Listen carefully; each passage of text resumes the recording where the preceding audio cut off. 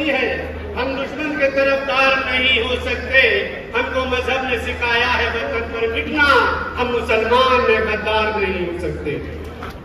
न तेरा है न मेरा है, न तेरा है न मेरा है, ये हिंदुस्तान सबका है। ना समझी गई ये बात तो नुकसान सबका है। यादव जिंदाबाद जिंदाबाद, मुलायम सिंह यादव अमर रहे, अमर रहे, अमर रहे। जाकिर हुसैन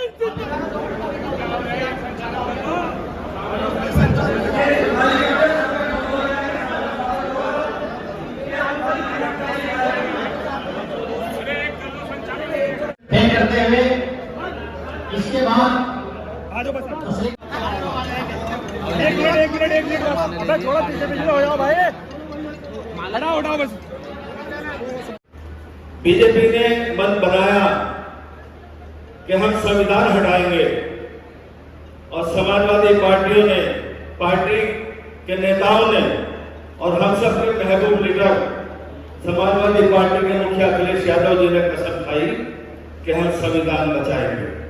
आज उसी कसम को पूरी करने के लिए जनपद बिजनौर में संविधान महानिष्ठक के स्थापना कार्यक्रम को हम सब मिलकर बखूबी मना रहे हैं। मैं बता दूंगा समाजवादी पार्टी के मुखिया राष्ट्रीय अध्यक्ष जी को कि उन्होंने संविधान बचाने की कसम को खाकर और पीडीए को साथ लेकर जो पूरे प्रदेश में 37 सीट लोकसभा की लाकर पूरे देश में समाजवादी पार्टी का परचम लहराया है, उसके लिए मैं राष्ट्रीय अध्यक्ष जी को आप सबकी तरफ से अपनी तरफ से बधाई देता हूं, मुबारकबाद देता हूं।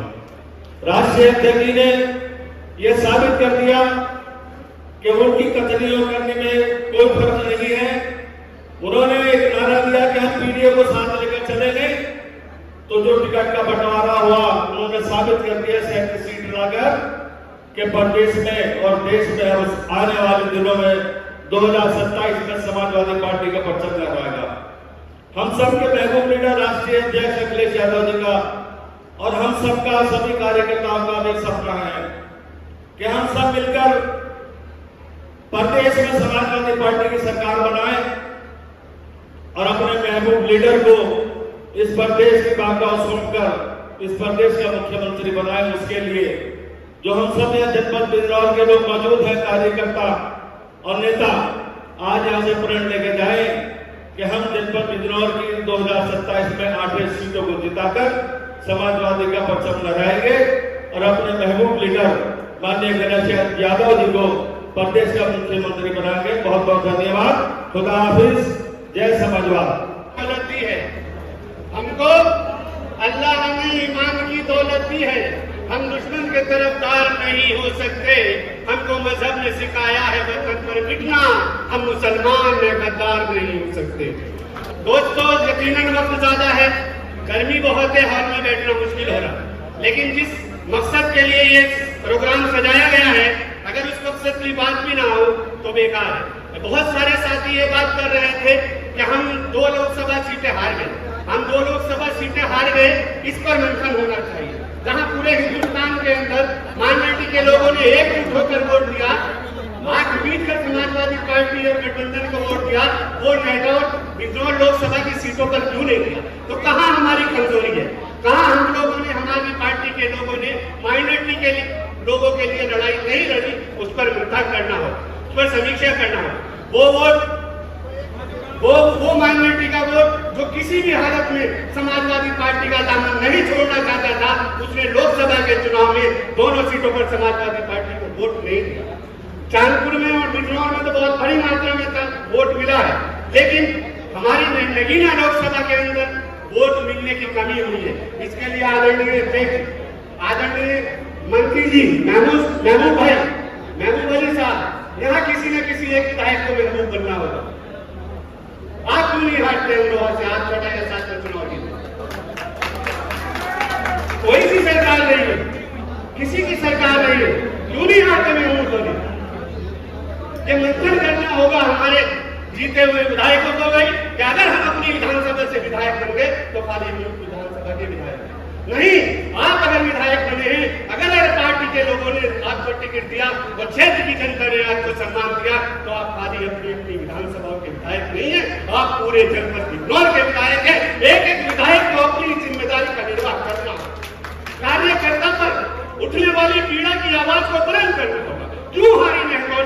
500 वोट मिले, मंथन नहीं किया। बताइए एनआरसी के प्रकरण के अंदर जब 2 लड़के शहीद हो गए, पार्टी के किन लोगों ने जाकर मेहनत करनी, माइनॉरिटी के लोगों के आंसू पोंछे?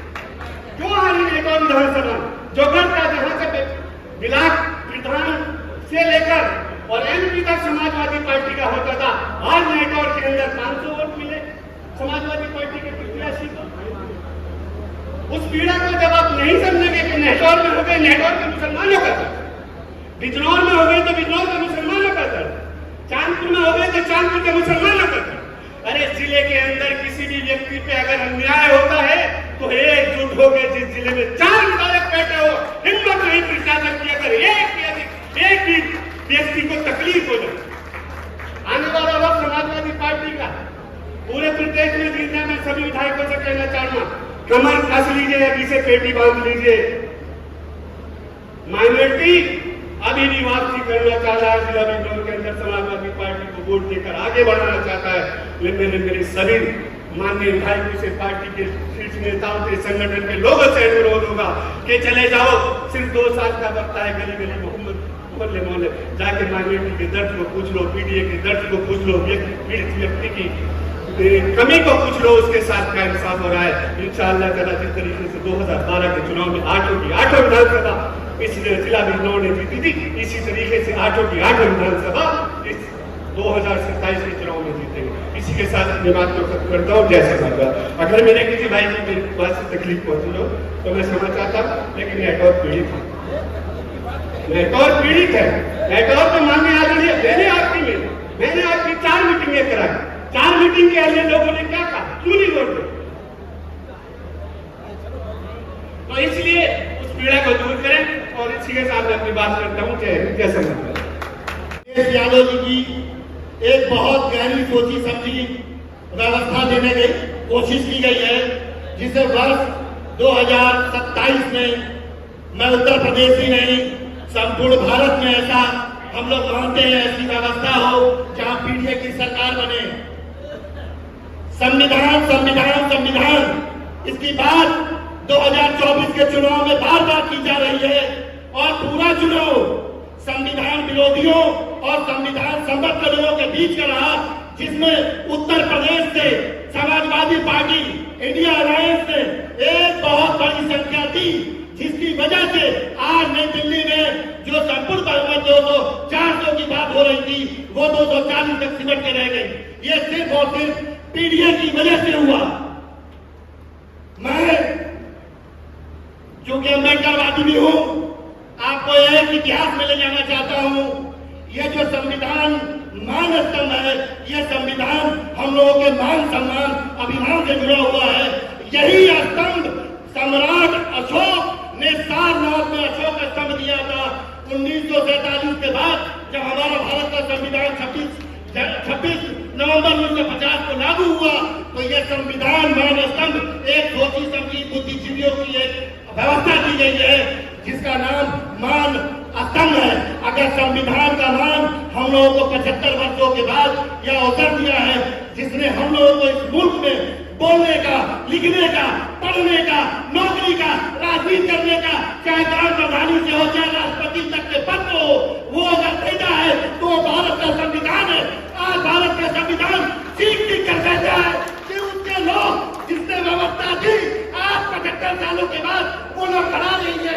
इसलिए जो लोग संविधान की व्यवस्था से लाभ लिए उनकी जिम्मेदारी है आज संविधान में खड़ा रहा है, उसके सामने खड़े हो, उसके साथ खड़े हो। और ये जो तानाशाही है, ये जो नफरत फैलाने वाली है, ये जो अन्यायकारी है, ये जो अत्याचारी है, जो भाई भाई में विवाद करा रही है, इसको आने वाले समय में इसको पीछे धकेलिए। और यह सिर्फ भारत के संविधान की वजह से ही होगा। भारत का संविधान अगर मरेगा, अगर भारत का संविधान खत्म हो रहा है तो उसके जिम्मेदार और गवाह हम लोग हैं। मैं आप लोगों से निवेदन करता हूं, पीडीए की सरकार सिर्फ उत्तर प्रदेश में ही नहीं पूरे भारत सरकार की, क्योंकि ये बहुमत की आबादी की आवाज है। ये गुमनाम समाज की आवाज है, ये अम्बेडकर के 4 बच्चों को ऊपर खबर नहीं मिला उसकी है, ये जूते फूले की है, ये माता शेख फातिमा की है, ये मीर अब्दुल अमीर की है। इस धरती को हम लोग पीडीए की व्यवस्था बनाएंगे और एक समता मूलक समाज की व्यवस्था बनाएंगे।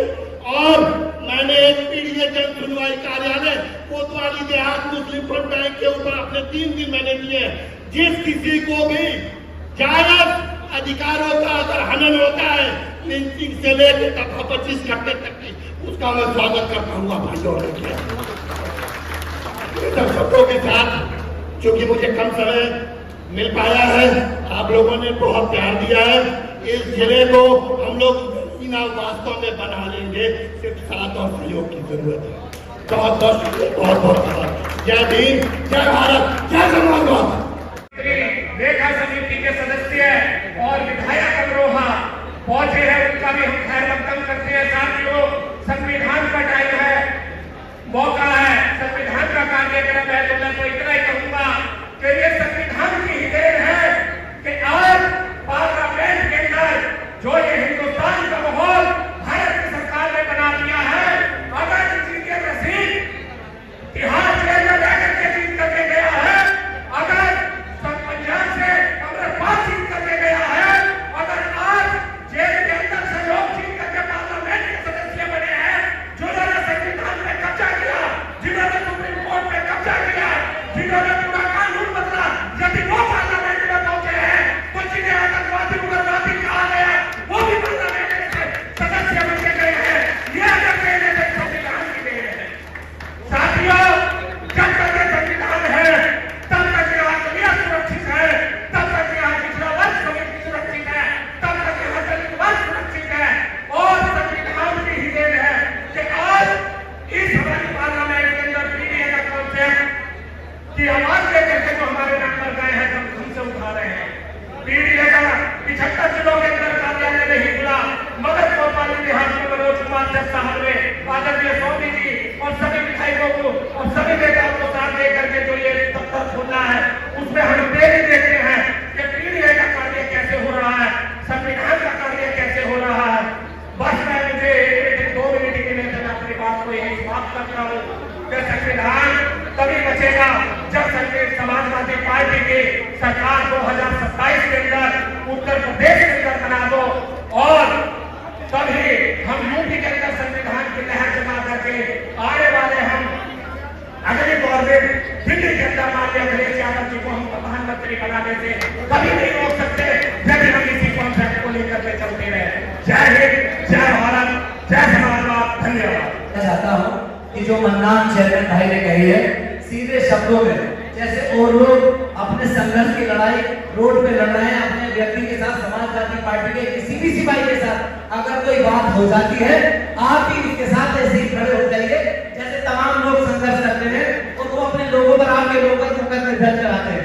मुझे उम्मीद है अगर आप लोग रोड पे आ जाएंगे तो जिला बिजनौर की आज की आंशिक सत्ता विधानसभा की आपके हाथ में होगी, और जैसा हमने 400 विधानसभा में करके दिखाया है, आज हर समाजवादी स्वामी कांग्रेस है, हर विधानसभा में हमारे बिजनौर में 4 विधायक हैं, चारों विधायकों को अपने विधानसभा के लोगों को कहना पड़ेगा कि हर आदमी तस्लीम होना चाहिए, हर व्यक्ति मनोज पारस होना चाहिए। ये मेरा आपसे निवेदन है और मुझे उम्मीद है कि आने वाली 27 में आप सारी चीजें जीत के जाएंगे। बहुत बहुत धन्यवाद। सम्मानित मंच, मेरे सामने बैठे समाजवादी पार्टी के नौजवान साथियों, बुजुर्गों, पत्रकार बंधुओं, माताओं, बहनों, साथियों, हम लोग तो आपसे वार्ता करते रहते हैं और मैं आज जिला बिजनौर की धरती पर पहुंचने पर अपने महबूब नेता माननीय महबूब अली जी का दिल की गहराइयों से स्वागत करता हूं, वंदन करता हूं। जय हिंद, जय समाजवाद। साथियों, संविधान के बारे में आपको अभी पूज्य साहब ने बहुत अच्छा समझाया और मैं तो सिर्फ यही कहूंगा इसकी रक्षा करने के लिए हम सब लोग खड़े हों, क्योंकि आज इसको कुचला जा रहा है और उसी को बचाने के लिए लड़ाई लड़ी गई। और हिंदुस्तान के अंदर समाजवादी पार्टी और राष्ट्रीय अध्यक्ष जी का पीडीए हिंदुस्तान के अंदर तीसरी पार्टी बनने का काम समाजवादी पार्टी ने कर सकती। मैं आप लोगों को मुबारकबाद देता हूं, लेकिन एक अफसोस होता है कि कहीं ना कहीं जिला बिजनौर के अंदर हमारी अपनी कमी रही। हम पूरे मन से कहते हैं कहीं ना कहीं हम लोग अपने लोगों के बीच नहीं जा पाए, लेकिन यहां पर खड़े होकर के किसी के ऊपर तोहमत लगा देना वो आसान बात नहीं होती। हमें अपनी गलती को स्वीकार करना चाहिए। हमारे लोग हमसे नहीं समझ पाए और हमारे लोग कहीं ना कहीं हमारी गलतियों की वजह से हमसे दूर गए, लेकिन उन्हें मनाने का मौका है। हम और आप मिलकर के मना सकते हैं साथियों, क्योंकि 2027 आदरणीय राष्ट्रीय अध्यक्ष अखिलेश यादव जी की तरफ पूरा उत्तर प्रदेश देख रहा है। अगर सरकार बनाएगी भाजपा को हराएगा तो वो सिर्फ समाजवादी पार्टी होगी, साथ में उसका अलावा कौन? मैं आपसे ये कह रहा हूं, एक बार फिर महबूब भाई का सर्वजनिक तौर पर स्वागत करते हुए अपनी बात को खत्म करता हूं। जय हिंद, जय समाजवाद, खुदा हाफिज। न तेरा है न मेरा है, न तेरा है न मेरा है, ये हिंदुस्तान सबका है। ना समझी गई ये बात तो नुकसान सबका है। और उस नुकसान के लिए जिला बिजनौर एक मिसाल बनी है कि कभी भी नगीना लोकसभा हो और गठबंधन में बिजनौर की लोकसभा हो, कभी हारने का काम समाजवादी पार्टी ने नहीं किया। उन सारी चीजों को, उन कमियों को देखना होगा और हमें समाजवादी पार्टी को एक एक वोट डलवाने का काम करना होगा। जो लोग हमसे नाराज हैं और जो हमारे मानने बैठे हुए हैं, उन सब लोगों को जाना होगा क्षेत्र में और जनता की आवाज को सुनना होगा और जाकर के इसी के साथ पूरे दोनों के दोनों लोकसभाओं को जिताने का काम इंशाल्लाह ये जनता करेगी। जय हिंद, जय समाजवाद, खुदा। की तमन्ना है, मैं सबकी मोहब्बत में आया हूँ, स्टेज पर बैठे लोगों की मोहब्बत में नहीं आया। पहले जितने आप लोग सब लोग जितने लोग आए हुए हैं, मैं सबकी तरफ से इकट्ठा माला डाल देता हूँ, लेकिन ये ठीक नहीं, ये ठीक नहीं है। हो गया पहले सबकी तरफ से हो गई है ये माला। अब कोई आदमी ऐसा जिसकी तमन्ना ये हो कि हम भी गले में माला डाल दें, हो गया। और इसे बहुत बहुत शुक्रिया, बहुत बहुत। अब मैं इसी क्रम को आगे